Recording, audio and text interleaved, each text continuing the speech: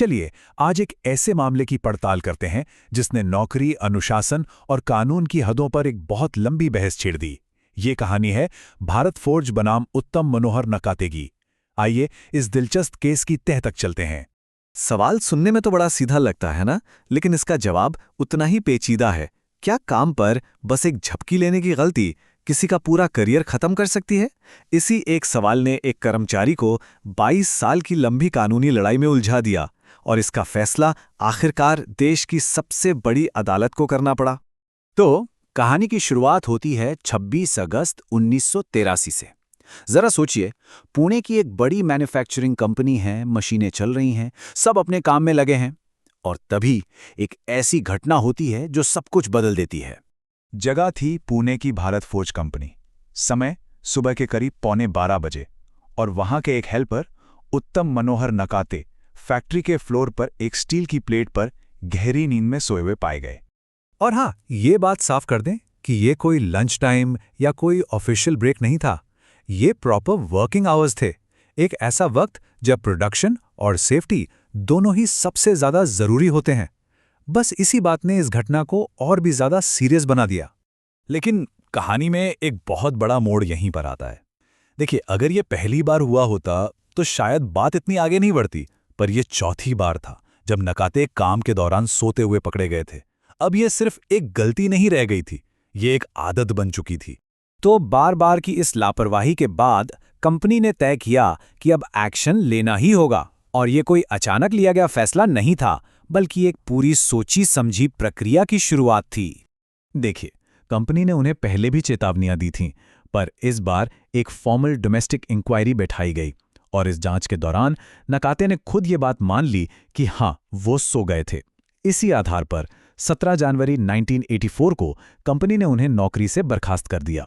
लेकिन रुकिए, कहानी यहां खत्म नहीं होती, बल्कि यहां से तो असल कहानी शुरू होती है। नकाते ने इस फैसले को अदालत में चुनौती दे दी।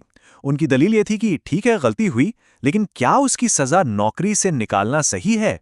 और बस यहीं से एक असाधारण कानूनी लड़ाई का आगाज हुआ। अंदाजा लगाइए, ये कानूनी लड़ाई कितने साल चली होगी? 1-2 साल नहीं, पूरे 22 साल। सोचकर देखिए, एक छोटी सी घटना देश की सबसे बड़ी अदालत तक जा पहुंची।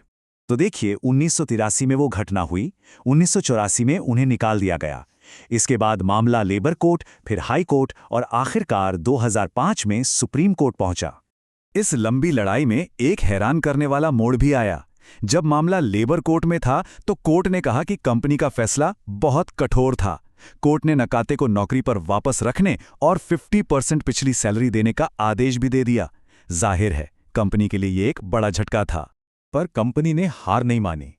मामला हाई कोर्ट से होते होते आखिरकार देश की सर्वोच्च अदालत यानी सुप्रीम कोर्ट पहुंच गया और साल 2005 में, घटना के 22 साल बाद, इस पर आखिरी फैसला आया।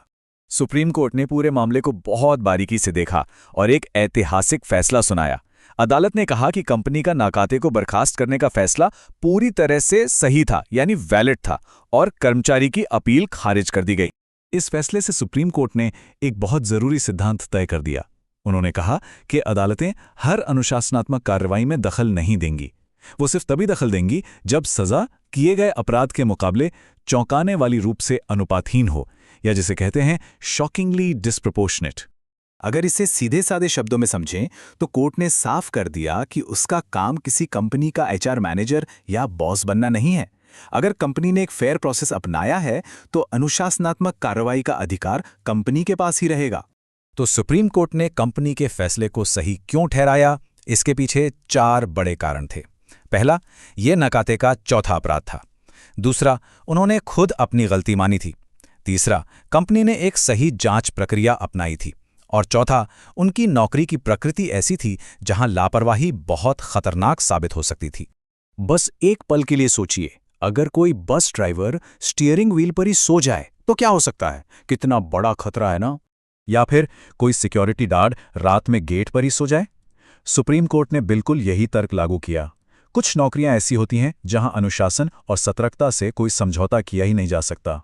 तो आखिर इस 22 साल की लंबी कानूनी जंग से हम क्या सीख सकते हैं?